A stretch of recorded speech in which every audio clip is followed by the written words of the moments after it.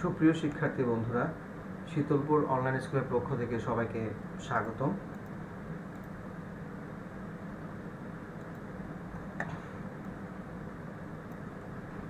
আজ আমি তোমাদের সাথে আছি। আমি নয়ন দাস, সহকারী শিক্ষক বিজ্ঞান, শীতলপুর উচ্চ বিদ্যালয়। আজ আমি নবম শ্রেণীর একটি গণিতের ক্লাস নিব, অর্থাৎ জ্যামিতি সম্পর্কে কিছু কথাবার্তা আমি এখানে বলবো, যা বিশেষ করে তোমাদের উপপাদ্য বোঝানোর ক্ষেত্রে কাজে লাগবে। ওগুলো বেসিক হিসেবে কাজ করবে। যেমন বৃত্তচাপ, বৃত্তস্থ, কেন্দ্রস্থ কোণ, এগুলো আমাদেরকে ভালো করে চিনতে হবে যদি আমরা পরবর্তী ক্লাসে উপপাদ্যগুলো বুঝতে চাই। তাহলে শুরু করা যাক। এখানে তোমরা কিছু চিত্র দেখতে পাচ্ছ, জ্যামিতিক চিত্র। খেয়াল করে দেখো, তিনটা বৃত্ত দেখতে পাচ্ছ। বৃত্তের অভ্যন্তরে সৃষ্ট কোণগুলো কিরূপ? অর্থাৎ এখানে দেখো, কেন্দ্র থেকে দুটা রেখা বের হয়েছে এবং এখানে পরিধির এই বিন্দু থেকে বি বিন্দু পর্যন্ত কয়েকটি রেখা এখানে গিয়েছে। দেখো, এসি, এডি, এই, বি, বিডি, বিসি, অর্থাৎ এই রেখাগুলো মিলে, এই বাহুগুলো মিলে, এই রেখাগুলো মিলে কিছু কোণ উৎপন্ন হয়েছে। খেয়াল করে দেখো, এখানে একটি কোণ, এখানে একটি কোণ, এখানে একটি কোণ। আবার এই রেখাগুলো যদি কল্পনা করো, তাহলে তাদের অভ্যন্তরে এখানে একটি কোণ উৎপন্ন হয়েছে। আবার নীল কালারের এখানে দেখো, এখানেও একটা কোণ উৎপন্ন হয়েছে, এখানেও একটা কোণ উৎপন্ন হয়েছে। এই কোণগুলো কিন্তু বিভিন্ন রকম। এই যে কেন্দ্রের সাথে যে কোণগুলো এবং বৃত্তের মধ্যে যে কোণগুলো উৎপন্ন হয়েছে, এগুলো কিরূপ তাহলে বুঝতেই পারছো। আজকে আমরা বৃত্তচাপ, বৃত্তস্থ ও কেন্দ্রস্থ কোণ সম্পর্কে জানব। এই পাঠ শেষে শিক্ষার্থীরা বৃত্তচাপ, বৃত্তস্থ ও কেন্দ্রস্থ কোণের সংজ্ঞা বলতে পারবে, বৃত্তচাপের প্রকারভেদ বর্ণনা করতে পারবে, বৃত্তচাপ এবং বৃত্তস্থ ও কেন্দ্রস্থ কোণের বৈশিষ্ট্য ব্যাখ্যা করতে পারবে। একটি চিত্র দেখতে পাচ্ছি আমরা, জ্যামিতিক চিত্র। একটি বৃত্ত, এ বি আর একটি বৃত্ত।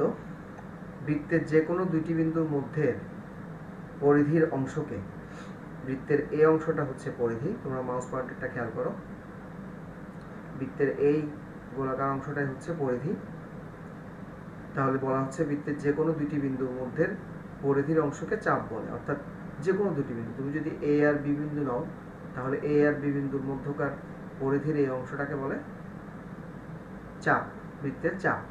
চিত্রে এ ও বি দুটি বিন্দুর মাঝে বৃত্তের একটি ছোট ও বড় অংশ দেখা যায়। অর্থাৎ এ ও বি এর এই অংশটা যদি তুমি নাও, এটা একটা ছোট চাপ। আর যদি এ আর বি এই পরিধির অংশটা নাও, তাহলে এটা হচ্ছে একটা বড় চাপ, বড় একটা অংশ। তাহলে এই ধরনের চাপগুলোকে আমরা কি বলতে পারি দেখা যাক।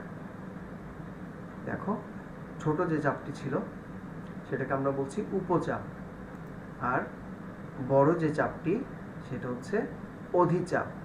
অর্থাৎ আমরা সংখ্যাটা এভাবেই বলবো, এখানে ছোট চাপটি উপচাপ, বড় চাপটি অধিচাপ। তাহলে সংখ্যাটা যদি আমরা বলতে চাই, সংখ্যাটা একটু পরে বলছি। উভয় চাপের প্রান্তবিন্দু এ ও বি ছাড়া অন্য কোনো সাধারণ বিন্দু নেই। উভয় চাপের প্রান্তবিন্দু, অর্থাৎ এই চাপ আর এই চাপ দুটোটারই প্রান্তবিন্দু কিন্তু এ আর বি। খেয়াল করে দেখো, এখানেই প্রান্তবিন্দু, অর্থাৎ এখানেই শেষ। তাহলে অন্য কোনো সাধারণ বিন্দু এখানে নেই। তাহলে সংখ্যাটা হবে এরকম, পরিধির অর্ধেকের চাইতে বেশি অংশ নিয়ে যে চাপ সৃষ্টি হবে সেটাই হচ্ছে অধিচাপ, আর অর্ধেকের চাইতে কম যে অংশ নিয়ে চাপের সৃষ্টি হবে সেটা হচ্ছে উপচাপ। এবার এখানে কি লিখেছে দেখো, খেয়াল করো। বৃত্তের এসি ও বিসি জ্যা দুটি পরস্পরকে সি বিন্দুতে ছেদ করে এবং এদের মধ্যবর্তী এসিবি একটি বৃত্তস্থ কোণ। আমরা চিত্রে লক্ষ্য করি, উপকেন্দ্রবিষ্ট একটি বৃত্ত, এখানে এসি একটি জ্যা এবং বিসি একটি জ্যা। এই জ্যা দুটি পরস্পরকে সি বিন্দুতে ছেদ করছে। এসি জ্যা এবং বিসি জ্যা কোন বিন্দুতে ছেদ করলো? সি বিন্দুতে। তাহলে এদের মধ্যবর্তী একটা কোণ উৎপন্ন হলো, সেটা হচ্ছে এসিবি। এই যে এই কোণটা, এটাই হচ্ছে বৃত্তস্থ কোণ। অর্থাৎ বৃত্তের অভ্যন্তরে যে দুটি জ্যা একটি বিন্দুতে ছেদ করে তখন তাদের মধ্যে একটা কোণ উৎপন্ন হয়, সেটা হচ্ছে একটি বৃত্তস্থ কোণ।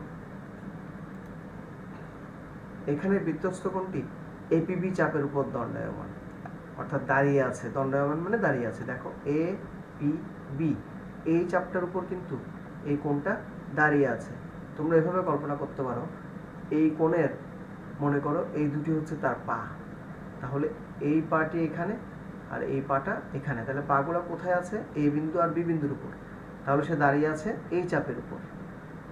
এবং এসিবি চাপে অন্তর্লিখিত, এসিবি চাপটা কোথায়? উপরের অংশ, এসিবি অধিচাপ বলা যায়। এই চাপে সে অন্তর্লিখিত, অর্থাৎ এই চাপের মধ্যেই সেটা আঁকা হয়েছে। তাহলে অন্তর্লিখিত আর দণ্ডায়মান, এই দুটা কথার মধ্যে তোমরা পার্থক্যটা একটু বোঝার চেষ্টা করো। যে চাপের উপর কোণটি দাঁড়িয়ে থাকবে, অর্থাৎ এপিবি চাপের উপর এসিবি কোণটা দাঁড়িয়ে আছে, খেয়াল করো এটার উপর দাঁড়িয়ে আছে কোণটা, তাহলে সে কারণে বলা হচ্ছে যে এটা এপিবি চাপের উপর দণ্ডায়মান। আর এসিবি চাপের মধ্যে কোণটা আঁকা হয়েছে, দেখো এই এ সি বি, এই চাপের মধ্যেই কিন্তু কোণটা আঁকা হয়েছে, তাই এটাকে বলা হচ্ছে এসিবি চাপে অন্তর্লিখিত। লক্ষণীয় যে এপিবি ও এসিবি চাপ একে অপরের অনুবন্ধী চাপ, অর্থাৎ এই ধরনের চাপগুলোকে আমরা বলবো এটা এটার অনুবন্ধী চাপ, অথবা এসিবি এপিবি এর অনুবন্ধী চাপ, অর্থাৎ এরা একে অপরের অনুবন্ধী চাপ।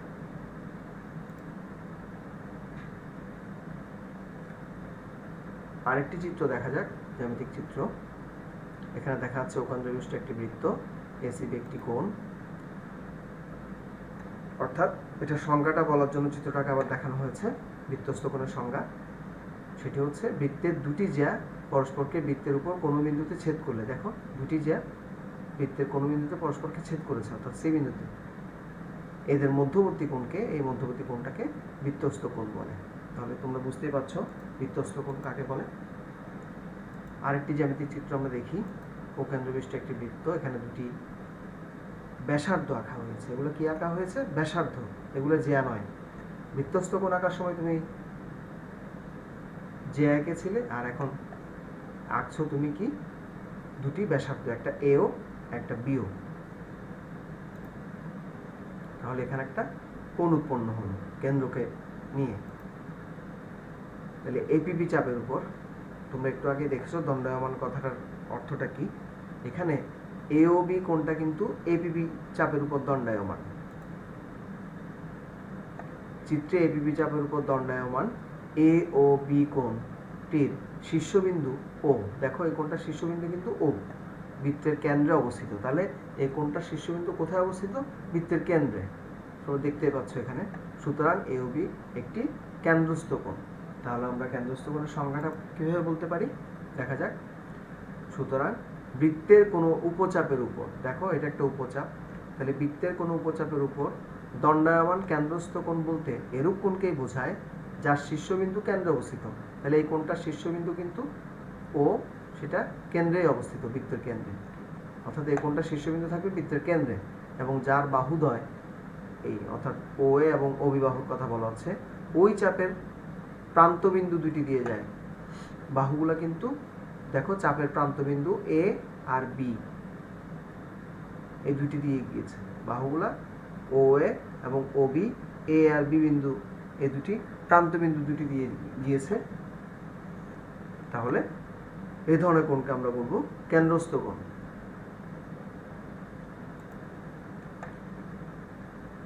কিন্তু অর্ধবৃত্তের ক্ষেত্রে কি হয় দেখো, অর্ধবৃত্ত বলতে বৃত্তটার অর্ধেক। আমি যদি এখানে একটা ব্যাস আঁকি, তাহলে বৃত্তটা দুই ভাগে বিভক্ত হলো, সমান দুই ভাগে বিভক্ত হলো। এসিবি একটা চাপ আর নিচে একটা চাপ, এই দুইটা সমান চাপে উৎপন্ন হলো। তাহলে এখন আমি অর্ধেকের মধ্যে যে কোণটা আঁকবো সেটা হচ্ছে অর্ধবৃত্তস্থ কোণ। অর্ধবৃত্তের ক্ষেত্রে কেন্দ্রস্থ কোণ কি ধরনের হবে দেখো, এখন কেন্দ্রস্থ কোণ কিন্তু এটাই, অর্থাৎ এই কোণটা হচ্ছে কেন্দ্রস্থ কোণ। এটা হবে একটি সরল কোণ, এ ও বি একটি সরল কোণ, এবং বৃত্তস্থ এ সি বি একটি সমকোণ। তাহলে অর্ধবৃত্তের ক্ষেত্রে এটা একটা অর্ধবৃত্তস্থ কোণ। শুধু আমরা বৃত্তস্থ বলবো না, অর্ধবৃত্তস্থ কোণ, যেহেতু অর্ধেকের উপর আঁকা হয়েছে। এবং কেন্দ্রে যেহেতু এই দুটো বাহুর শীর্ষবিন্দু ও সেটা কেন্দ্রে অবস্থিত, একটু আগে কেন্দ্রস্থ কোণের সংখ্যা তোমরা পড়েছো যে দুইটা বাহুর শীর্ষবিন্দু যদি কেন্দ্রে অবস্থিত হয় তখন এখানে যে কোণটা উৎপন্ন হয় সেটা হচ্ছে কি কেন্দ্রস্থ কোণ।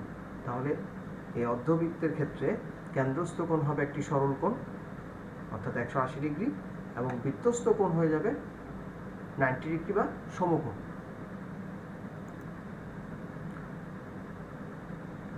একটু আগে আমরা যেটা বললাম এটা কিন্তু একটা উপপাদ্য আছে, এটা প্রমাণ করা আছে যে অর্ধবৃত্তস্থ কোণ এক সমকোণ। সেটা তখন আমরা উপপাদ্যে গেলে প্রমাণটা দেখব। এখন আপাতত তুমি এটা জেনে রাখো যে অর্ধবৃত্তস্থ কোণ এক সমকোণ আর অর্ধবৃত্ত ক্ষেত্রে কেন্দ্রস্থ কোণটি একটি সরল কোণ হবে, দেখতেই পাচ্ছ, অর্থাৎ দুসমকোণ হবে। এবার একটা দলীয় কাজ করা যাক। এখানে একটা দুটো চিত্র দেখা যাচ্ছে, একটা ক চিত্র একটা খ চিত্র। ক দল কি করবে, অধিচাপ কাকে বলে সেটা চিত্রসহ আঁকবে এবং লিখবে।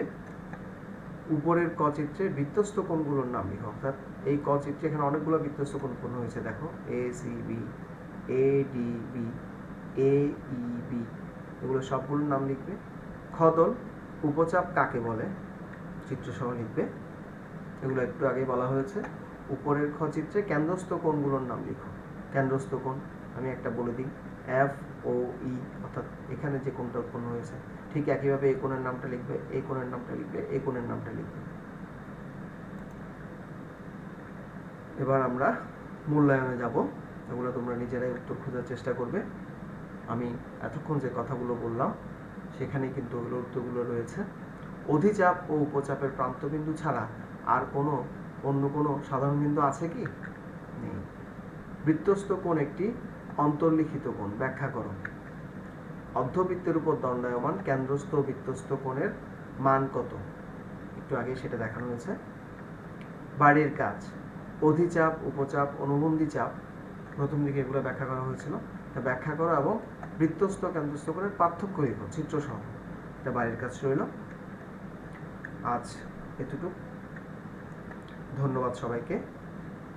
আর একটা কথা বলে রাখা দরকার, এই কন্টেন্টটি আমার নিজের তৈরি, আশা করি সবাই এটা দেখে উপকৃত হবে এবং কোনো প্রশ্ন থাকলে বা কিছু না বুঝলে আমাকে ফোনে যোগাযোগ করবে আমার সাথে এবং কমেন্ট বক্সে তোমরা মন্তব্য লিখতে পারো। সবাইকে আবারও ধন্যবাদ জানিয়ে পরবর্তী ক্লাস দেখার আমন্ত্রণ জানাচ্ছি।